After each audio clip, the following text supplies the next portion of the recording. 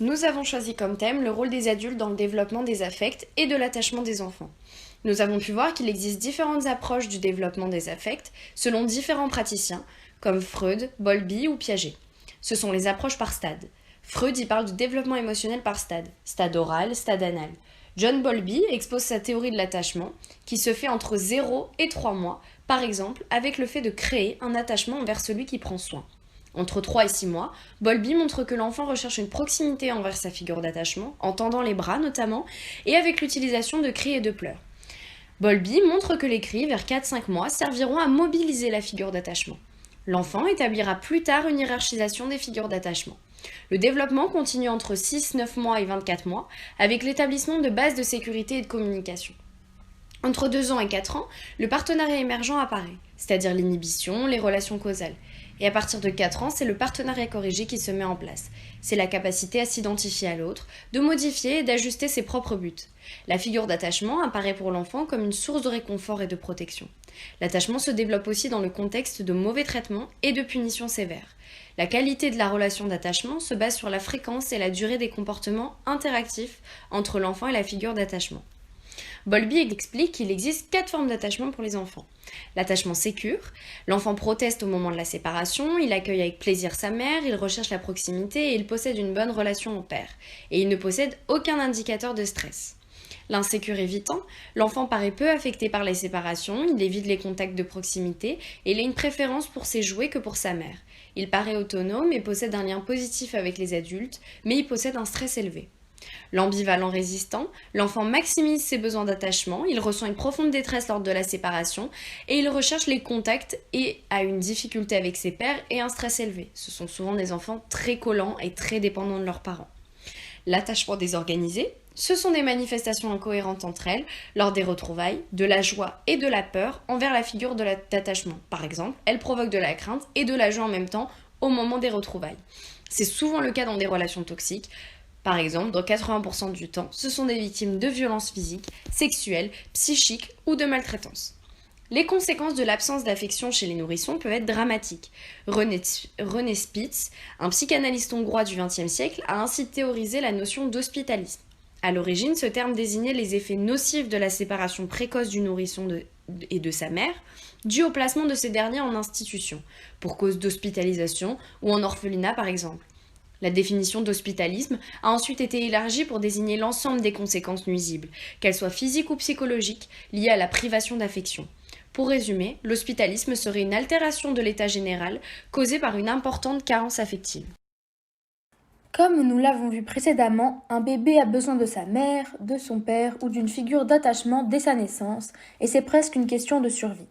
Cependant, il lui est aussi nécessaire d'être sevré de sa mère et de fréquenter d'autres personnes formées à l'éducation et aux besoins d'un nourrisson, afin de découvrir aussi le monde extérieur. Il est important que l'enfant se découvre aussi telle une unité d'ensemble, sa personnalité, et qu'il se retrouve aussi dans des groupes d'enfants du même âge afin de découvrir et d'assimiler ses capacités. Les situations de groupe dans lesquelles va se retrouver l'enfant seront bien plus que bénéfiques pour lui, car il comprendra la solidarité ainsi que le partage et comment se comporter en groupe. Il apprendra à se retenir et à contenir ses besoins, situation qu'il ne rencontre pas lorsqu'il est avec sa maman. Le bébé a besoin d'apprendre qu'il doit partager sa mère, et ce sevrage lui permet de ressentir le manque et le besoin auxquels sa mère ne répond pas directement. Au niveau cognitif, le bébé s'éloigne de sa mère, mais cette distance permet un détachement au niveau émotionnel du bébé afin de créer une certaine habitude chez le nourrisson et de favoriser son développement cognitif personnel. Ensuite, Winnicott nous explique un autre concept, le concept de la mère suffisamment bonne.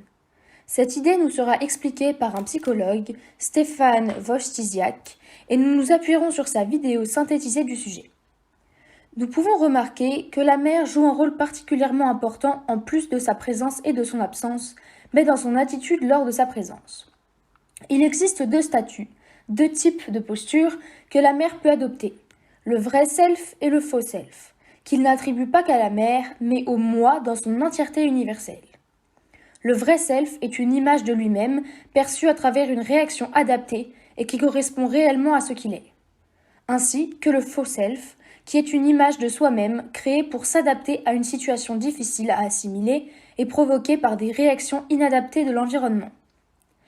Le statut de la mère suffisamment bonne, à l'image de Winnicott, se situe entre le vrai et le faux self, et elle doit se comporter de sorte à être attentive aux besoins de son enfant, ainsi que le laisser ressentir le manque et le besoin dans son absence qu'elle doit elle-même créer.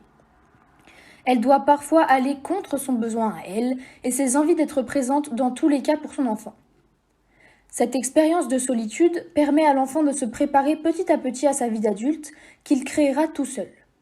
Le docteur Wojciak nous explique que l'absence de sa mère et la solitude ressentie chez l'enfant lui permet de se développer un environnement interne, une capacité à penser pour son entièreté dans le monde, ainsi que de construire un monde psychique à partir de ses capacités innées.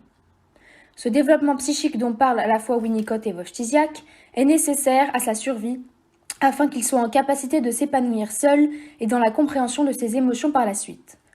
Le psychologue se centre sur la mère car il se base sur les concepts de Winnicott et à l'époque de celui-ci, la mère était seule garante des enfants et de leur développement. Aujourd'hui, on généralise tout cela en utilisant l'appellation des parents. L'université de Massachusetts Boston propose une petite expérience dans cette vidéo pour montrer que les bébés, même tout petits, sont extrêmement sensibles et réactifs aux personnes qui les entourent dans le monde extérieur. Donc une maman va s'asseoir en face de son bébé qui a à peu près 1 an. Dans un premier temps, ils jouent ensemble, le bébé pointe des endroits du doigt, la maman réagit et vice-versa. Il y a une communication entre le bébé et sa maman. Ils coordonnent leurs émotions ensemble. Mais dans un second temps, la maman ne répondra plus au bébé, ne réagira plus à ce qu'il montrera du doigt, ne jouera plus avec lui, ne lui sourira plus. Son visage sera impassible. Le bébé s'aperçoit très vite du changement d'attitude de la mère. Il va tout faire pour retrouver les réactions, la complicité qu'il avait avec sa mère 5 minutes avant. Quand le bébé voit que sa mère ne réagit pas, il commence à s'exciter en agitant les 2 mains, à pousser des cris. Il semble essayer de demander à sa mère, à sa manière, qu'est-ce qui se passe. Il perd ensuite le contrôle de lui-même, en se mettant à hurler et à pleurer. La mère arrête l'expérience ici et reprend son bébé dans les bras en voyant sa réaction. On peut voir que le bébé réagit négativement à cette situation et à ce stress, et qu'il est essentiel pour lui d'avoir cette complicité, cette affection et ce lien avec sa mère, même tout petit.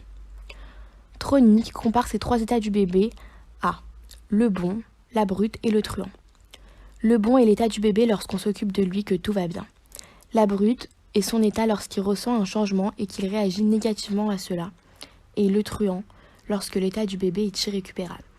On peut faire un parallèle avec l'hospitalisme de René Spitz. Le manque d'affection peut tuer un enfant en 3 stades. Donc le premier stade, c'est quand l'enfant essaye d'attirer l'attention de la personne qui s'occupe de lui. Le deuxième, donc c'est le corps qui va réagir avec des problèmes de santé physique pour essayer d'attirer l'attention vers lui. Donc par exemple de l'eczéma. Le troisième, l'enfant va se laisser mourir petit à petit en ne parlant plus, pleurant plus, ne réagissant plus à rien. L'enfant comprend donc et ressent l'attention qu'on lui porte. Elle est même essentielle à sa survie durant le début de sa vie. On voit à travers cette expérience que le rôle des parents permet le bon développement de l'enfant.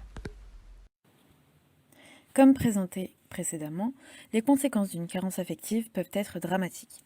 Le syndrome des pouponnières, également appelé maladie de la séparation, est un syndrome qui apparaît lorsque l'enfant est séparé de sa mère ou d'une quelconque source d'affection dès son plus jeune âge, par exemple lors de placements en hôpitaux ou en orphelinat.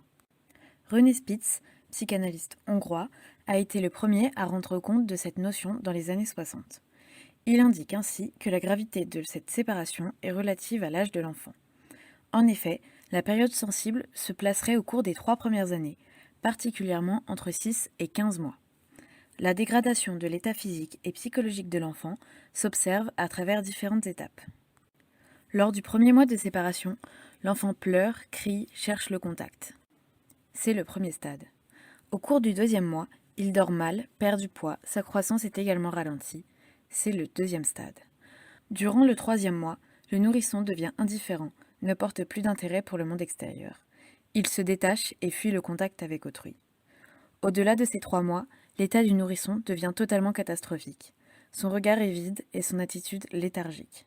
L'enfant, petit à petit, devient triste, absent et vide. Toutes ces dégradations de l'état de l'enfant entraînent des retards intellectuels, affectifs, psychomoteurs et physiques. Le documentaire de Médecins sans frontières, intitulé Roumanie, les enfants de l'oubli, illustre malheureusement bien cette notion. Sous le régime autoritaire de Nicolae Ceausescu, l'IVG avait été interdite pour correspondre à une politique d'expansion de la population. Ainsi, lors de la chute de ce régime en 1989, les ONG internationales ont découvert l'état catastrophique des orphelinats en Roumanie. Par manque de personnel et de formation, les nourrices ne s'occupaient presque pas des enfants, ne leur parlaient pas, ne jouaient jamais avec eux, elles donnaient les soins de manière hâtive. Ces jeunes enfants restaient donc toute la journée dans des lits à barreaux, comme en cage. Certains étaient parfois lingés de manière très oppressante et très angoissante pour eux. Pour faciliter la tâche, les nourrices ne leur mettaient pas de couches, les enfants n'avaient donc aucun accès à la propreté. Tous étaient victimes d'énormes retards psychomoteurs et cérébraux dus au manque d'affection.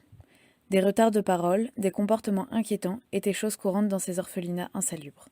Les enfants devenus vides ne parlent plus, ne pleurent plus, ils se balancent pour s'autostimuler, se tirent les cheveux, se tapent. Pour reprendre la notion de René Spitz, cet hospitalisme peut mener à des cas plus ou moins graves. Ce syndrome est en partie réversible si l'on offre une stabilité affective à l'enfant. Cependant, cette inversion est plus difficile si le détachement affectif a duré plus de 3 mois. Au-delà, les retards deviennent quasiment irréversibles. Dans les cas les moins graves, l'enfant subit une dépression anaclitique, un état de détresse et de dépression qui apparaît notamment lorsque les enfants ont connu un lien d'attachement avec la mère entre 6 et 12 mois. Dans les cas les plus graves, René Spitz parle d'un marasme, un fort affaiblissement des forces mentales et psychiques qui peut mener jusqu'à la mort. Si l'idée de marasme est évoquée en général lors de l'absence de nourriture, il parle ici de marasme au sens d'une absence totale d'affection. Une très vieille expérimentation commandée par Frédéric II, roi russe du XIIIe siècle, a ainsi pris une tournure désastreuse. À l'origine, ce roi souhaitait isoler 6 nouveau-nés dans le but de savoir s'il existait une langue naturelle et innée. Il avait demandé aux nourrices de ne pas communiquer avec les nourrissons et donc de ne pas leur porter d'affection. L'expérience n'a pas pu aboutir puisque les enfants sont malheureusement décédés. Preuve du rôle majeur de la communication et de l'affection dans le développement des jeunes enfants. Pour conclure, Bowlby considérait initialement que la première année de vie des enfants était une période sensible dans l'établissement de la relation d'attachement, soutenant que la carence de soins de la part d'une figure stable constitue dans une période un risque pour le développement de l'enfant. Ultérieurement, l'auteur soutiendra que la période comprise entre 6 mois et 5 ans est aussi sensible en ce qui concerne le développement d'expectatives sur la disponibilité des figures d'attachement, encore qu'il maintienne la position selon laquelle, pendant les premiers 6 mois de vie, la plupart des bébés sont en état de grande vulnérabilité en ce qui concerne le développement du comportement d'attachement. Quand un enfant possède plus qu'une figure d'attachement, on pourrait supposer que son attachement à la figure principale pourrait être moins fort et qu'inversement, quand il possède une seule figure d'attachement, son lien à cette figure serait spécialement intense. Les théories et études sur le rôle de l'attachement dans le développement de l'enfant sont donc à considérer, notamment dans les aménagements de la protection de l'enfance et dans les décisions judiciaires qui concernent les placements d'enfants en institution. Notre sujet peut donc s'ouvrir à d'autres questionnements, comme l'impact du port du masque auprès des tout petits enfants en crèche.